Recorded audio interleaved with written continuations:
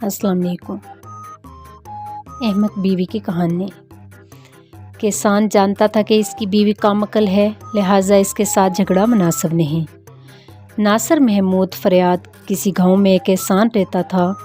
وہ سارا دن اپنے کھیت میں کام کرتا اور مشکل سے اتنا کما پاتا کہ 2 وقت کا کھانا کھا سکے۔ وہ خود بھی بہت سیدھا سادہ تھا، مگر اس کو جو بیوی ملی وہ حد درجہ بیوقوف تھی۔ ان کی شادی کو کچھ زیادہ عرصہ نہیں گزرا تھا۔ ایک دن صبح سویرے جب کسان کھیتوں پر جانے کو تیار ہوا تو اپنی بیوی سے کہنے لگا، آج کھیت میں سارا دن ہل چلانا پڑے گا، جس سے بہت تھکاوٹ ہو جائے گی اور بھوک بھی بہت لگے گی، اس لیے تم میری واپسی تک اچھا اور لذیذ کھانا بنا کر رکھنا، اور ساتھ ایک گلاس سرکہ بھی جو میں پچھلے سال خرید کر لایا تھا۔ یہ کہہ کر وہ اپنے کام پر چلا گیا۔ جب کسان کی واپسی کا وقت قریب آیا تو بیوی نے کھانا تیار کرنا شروع کیا۔ اپنے شوہر کو خوش کرنے کے لیے اس نے گوشت کا ایک ٹکڑا لیا اور اسے آگ پر بھوننا شروع کیا۔ جب وہ پکنے کے قریب ہوا اور اس کی خوشبو آنے لگی تو اس نے سوچا کہ کھانا تو بس چند لمحوں میں تیار ہے، اب میں کوٹھلی میں جاؤں اور وہاں سرکے کے ڈرم سے ایک پیالہ بھر کے سرکہ نکال لوں۔ یہ سوچ کر اس نے گوشت کو وہیں چھوڑا اور خود ایک جگ لے کر کمرے میں چلی گئی اور سرکے کے ڈرم کی ٹوٹنی کھول کر جگ اس کے نیچے رکھ دیا اور اس کو بھرتا ہوا دیکھنے لگی۔ اچانک اس کو یاد آیا کہ کتنا غلط کام میں کر آئی، کتا تو باہر کھلا گھوم رہا ہے، کہیں وہ گوشت ہی نہ کھا جائے۔ یہ سوچتے ہی وہ بھاگتی ہوئی وہاں سے نکلی اور باورچی خانے کی طرف لپکی۔ اس نے دیکھا کہ اس کا خدشہ درست تھا، گوشت کا ٹکڑا واقعی کتے کے منہ میں تھا اور باہر کی طرف بھاگ رہا تھا۔ وہ کتے کو مارنے کے لیے اس کے پیچھے بھاگی تو وہ جنگل کی طرف دوڑا۔ کسان کی بیوی اس کے پیچھے پیچھے تھی، مگر کتے کی رفتار اس سے زیادہ تیز تھی۔ وہ گوشت کا ٹکڑا لے کر جنگل میں غائب ہو گیا۔ تھک ہار کر مایوس اور ناامید وہ افسردہ سی گھر واپس آ گئی۔ اس قدر بھاگ دوڑ سے وہ بری طرح تھک چکی تھی، اس لیے کچھ دیر چارپائی پر لیٹ کر اپنا سانس بحال کرتی رہی۔ اس دوران سرکے کے ڈرم کی ٹوٹنی کھلی رہی اور جگ بھرتا رہا۔ جب جگ پوری طرح بھر گیا تو سرکہ اس کے کناروں سے اس وقت تک گرتا رہا جب تک ڈرم پوری طرح خالی نہیں ہو سکا۔ کچھ دیر دم لینے کے بعد جب کسان کی بیوی کو سرکے کے ڈرم کا خیال آیا تو وہ ایک دم اٹھی اور کوٹھڑی کی طرف بھاگی، مگر اس وقت تک ڈرم پوری طرح خالی ہو چکا تھا۔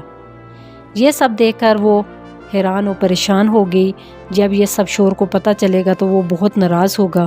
پریشانی کے عالم میں وہ وہاں کھڑی یہ سب دیکھتی رہی کہ اب کیا کرے۔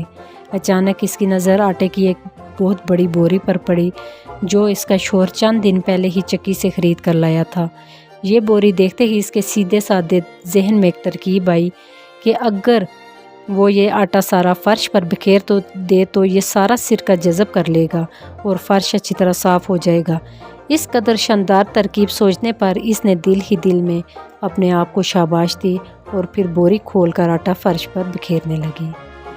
اس دوران بھیدیانی میں اس کا پاؤں سرکے سے بھرے اس جگ سے ٹکرایا جو ڈرم کے نیچے پڑا تھا۔ جگ بھی الٹ گیا تو اس کا اندر کا سارا سرکہ بھی بہہ گیا۔ وہ مزید پریشان ہوگی۔ اس نے باقی کا سارا آٹا بھی فرش پر بکھیر دیا اور سوچنے لگی اب یہ سب ٹھیک ہو جائے گا۔ کسان گھر لوٹا تو اس سے شدید بھوک لگی تھی۔ اس نے آتے ہی پوچھا، آج کھانے میں کیا پکا ہے؟ بیوی منہ بسور کر بولی، میں نے آگ پر تمہارے لیے مزیدار گوشت بھونا تھا، مگر کتا لے کر بھاگا۔ جب میں اس کو مارنے بھاگی تو سارا سرکہ بہہ گیا۔ اب میں نے آٹے کی مدد سے کمرے کا سارا فرش صاف کر دیا ہے اور اب وہ کمرہ بہت صاف ستھرا نظر آ رہا ہے۔ تمہیں پریشان ہونے کی ضرورت نہیں۔ اس کی بات سن کر کسان نے اپنا سر پیٹ لیا اور پریشان ہو کر کہنے لگا، او بے وقوف عورت، تم نے یہ سب کیا کر دیا؟ تم نے گوشت کو چولہے پر کیوں چھوڑ دیا تھا اور پھر سرکے کے ڈرم کی ٹوٹنی بھی کھلا چھوڑ دیا؟ چلو وہ تو ہوا، تم نے تو سارے آٹے کا بھی ستیہ ناش کر دیا۔ اس کی بات سن کر بیوی تیز لہجے میں بولی، اب میں کیا کروں؟ یہ سب کچھ تو تمہیں پہلے بتانا چاہیے تھا کہ کیا غلط ہے اور کیا صحیح۔ کسان جانتا تھا کہ اس کی بیوی کم عقل ہے، لہٰذا اس کے ساتھ جھگڑا مناسب نہیں۔ اس نے سوچا کہ مجھے خود ہی اس کا خیال رکھنا ہوگا۔ یہ سوچ کر وہ چپ ہو رہا۔ اس دن انہوں نے آلو ابال کر کھائے اور پیٹ بھرا۔ کچھ دن ایسا ہی گزر گئے، کوئی خاص واقعہ پیش نہ آیا۔ کسان بھی اب خاصا محتاط ہو گیا تھا اور باہر جانے سے پہلے سب کچھ اپنی بیوی کو سمجھا کر ہدایت کر کے جاتا۔ ایک دن کسان اپنے کھیت کی ایک طرف اگا ہوا پرانا درخت کاٹا تو جڑ میں سے اسے سونے کے کچھ سکے ملے۔ وہ خوش تھا اور اب ضرورت کا وقت ان کو استعمال کرنا اس کے لیے آسان ہو گیا تھا۔ اس نے سوچا کہ سونے کے ان سکوں کو کسی جگہ چھپا کر رکھ دے، مگر اس کو اپنی بیوی کی طرف سے بھی خطرہ تھا کہ کہیں وہ ان کا راز نہ کھول دے۔ یہ سوچ کر بیوی سے کہا، دیکھو یہ میرے پاس پیلے رنگ کے بٹن ہیں، میں ان کو ایک ڈبے میں ڈال کر زمین میں دبا رہا ہوں، تم ان کو چھونا بھی نہیں اور ان کے قریب بھی نہیں جاؤ گی۔ ٹھیک ہے، جیسا تم کہتے ہو ویسا ہی کروں گی، ان کو وہاں سے نکالوں گی، نہ چھوؤں گی۔ بیوی نے اسے یقین دلایا۔ کچھ روز جب کسان کھیتوں پر گیا ہوا تھا، گلی میں ایک پھیری والا آیا، اس کے ساتھ ایک مددگار بھی تھا۔ وہ گدوں پر سے مٹی بنے خوبصورت برتن ساتھ لے کر فروخت کر رہا تھا۔ ان کی آواز سن کر کسان کی بیوی گلی میں جھانکا تو یہ برتن دیکھ کر اس کا جی للچا گیا۔ یہ دیکھ کر پھیری والا پوچھنے لگا، کیا تم یہ برتن خریدنا چاہتی ہو؟ ہاں، مگر میرے پاس اس وقت رقم نہیں ہے۔ پھر کچھ سوچ کر بولی، کیا تم ان برتنوں کے بدلے پیلے بٹن لے لو گے؟ پھیری والا یہ بات سن کر حیران رہ گیا اور پوچھنے لگا، کیسے پیلے بٹن؟ کیا تم مجھے یہ پیلے بٹن دکھا سکتی ہو؟ کسان کی بیوی نے کہا، وہ پیلے بٹن میرے شوہر نے ایک ڈبے میں ڈال کر صحن میں دبا دیے ہیں، مگر اس نے مجھے منع کیا ہے کہ میں ان کو ہاتھ نہ لگاؤں، اس لیے تم خود ہی ان کو وہاں سے نکال کر دیکھ لو۔ اس کی بات سن کر پھیری والا حیران رہ گیا اور وہ فوراً صحن میں جا کر وہ جگہ کھودنے لگا جہاں نشاندہی کی گئی تھی۔ ڈبے کے اندر جب اس نے سونے کے سکے دیکھے تو باتیں کھل گئیں۔ سارے سکے سمیٹ کر جیب میں ڈالے اور اس کے بدلے کسان کی بیوی کو اپنے سارے مٹی کے برتن دے کر اپنے ساتھی کے ساتھ فوراً وہاں سے 9-2-11 ہو گیا۔ وہ سمجھ گیا کہ یہ عورت اعلیٰ درجے کی احمق ہے جسے پیلے بٹنوں اور سونے کے سکوں کا فرق بھی معلوم نہیں۔ دوسری طرف کسان کی بیوی یہ سارے برتن حاصل کر کے بہت خوش تھی۔ وہ سمجھ رہی تھی کہ اس نے پھیری والے کو لوٹ لیا اور چند پیلے بٹنوں کے بدلے اتنے سارے برتن خرید لیے ہیں۔ خوشی خوشی اس نے وہ سارے برتن گھر میں ادھر ادھر سجا دیے۔ تھوڑی دیر بعد جب کسان دوپہر کا کھانا کھانے کے لیے آیا تو گھر میں اتنے سارے نئے برتن رکھے ہوئے دیکھ کر چونک گیا اور حیرت سے پوچھا، ارے یہ سب برتن کہاں سے آئے؟ بیوی نے مسکراتے ہوئے بتایا، دیکھو کتنے خوبصورت برتن ہیں، یہ سب میں نے تمہارے ان فضول پیلے بٹنوں کے بدلے خریدے ہیں۔ کیا؟ کسان پریشان ہو کر بولا اور چلا اٹھا، جب میں نے تمہیں منع کیا تھا کہ انہیں ہاتھ نہیں لگاؤ تو پھر تم نے انہیں وہاں سے کیوں نکالا جہاں میں نے انہیں دبایا تھا؟ میں نے انہیں وہاں سے نہیں نکالا، میں نے تمہاری بات پوری مانی۔ تم نے مجھے ان کو چھونے سے منع کیا تھا، اس لیے میں نے انہیں ہاتھ میں ہی نہیں لگایا، صرف جگہ بتائی تو پھیری والے نے خود ہی دے کر نکال لیے۔ بیوی نے پوری وضاحت کی۔ او بیوقوف عورت! کسان غصے سے اپنے بال نوچنے لگا، تم نے وہ جگہ اسے بتائی ہی کیوں؟ تم نے مجھے اس بات سے منع تو نہیں کیا تھا؟ بیوی معصوم سا منہ بنا کر بولی۔ احمق عورت! کسان اپنا سر پیٹتے اور دیواروں سے ٹکرانے لگا۔ ارے بیوقوف، وہ سارے پیلے بٹن سونے کے سکے تھے، تم نے یہ کیا کر دیا؟ یہ تمہیں پیلے بٹن بتانا چاہتا تھا، یہ تمہاری غلطی ہے، وہ منہ بنا کر بولی۔ کسان کچھ دیر غصے میں چلاتا رہا اور اس دوران بیوی کھڑی منہ بسورتی رہی۔ پھر شوہر نے کہا، میرا خیال ہے ہم وہ سونے کے سکے اب بھی حاصل کر سکتے ہیں، وہ دونوں ابھی زیادہ دور نہیں گئے ہوں گے، آؤ ان کے پیچھے چلتے ہیں۔ بیوی کی بات سن کر کسان بھی کچھ سوچنے لگا اور پھر بولا، ہاں ہم کوشش تو کر ہی سکتے ہیں، مگر اپنے ساتھ کچھ لڈو ضرور لے آنا تاکہ اگر راستے میں بھوک لگے تو ہم کھا لیں۔ بیوی نے ایک ٹوکری میں وہ لڈو رکھ لیے اور دونوں گھر سے نکل گئے، اس طرف چل پڑے جس طرف پھیری والا گیا تھا۔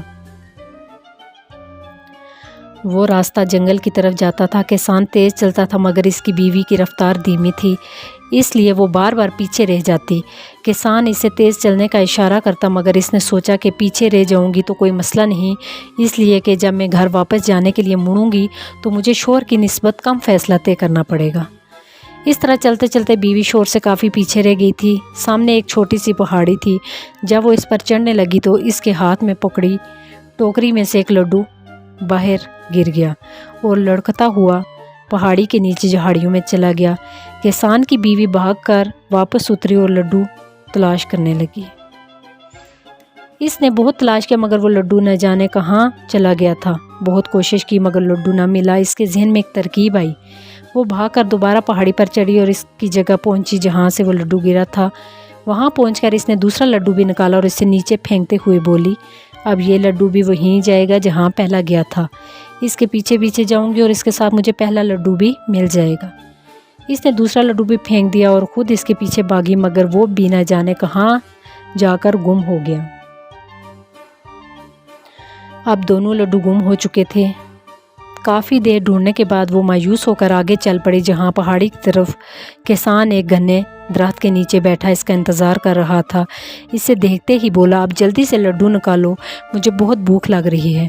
لڈو تو گئے، وہ منہ بسور کر بولی۔ کہاں گئے؟ کسان چیخ اٹھا۔ ایک لڈو گیا تھا، دوسرا میں نے اس کی تلاش کے لیے اس کے پیچھے بھیجا مگر وہ بھی نہ جانے کہاں کھو گیا۔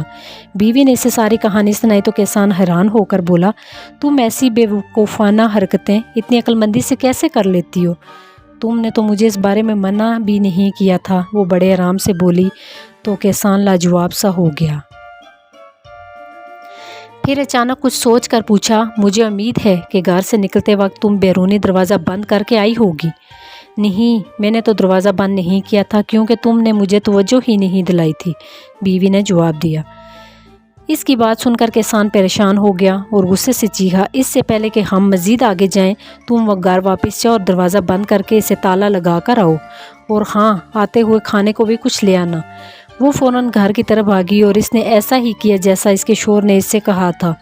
کھانے کے لیے اس نے باداموں کی ایک تھیلی اٹھائی اور پینے کے لیے ایک چھوٹے سے مشکیزے میں پانی بھر لیا۔ اس کے بعد اس نے گھر کے بیرونی دروازے کو تالا لگایا اور واپس چل پڑی۔ ابھی 2 قدم ہی اٹھائے تھے کہ سوچا، شوہر شاید پھر اس بات پر اعتبار نہ کرے کہ تالا لگائے بغیر ہی آ گئی ہوں، اس لیے مجھے ثبوت اپنے ساتھ لے جانا چاہیے۔ یہ سوچ کر اس نے زور لگایا اور پورا دروازہ ہی اکھاڑ کر اپنے سر پر رکھ لیا اور واپس شوہر کی طرف چل پڑی۔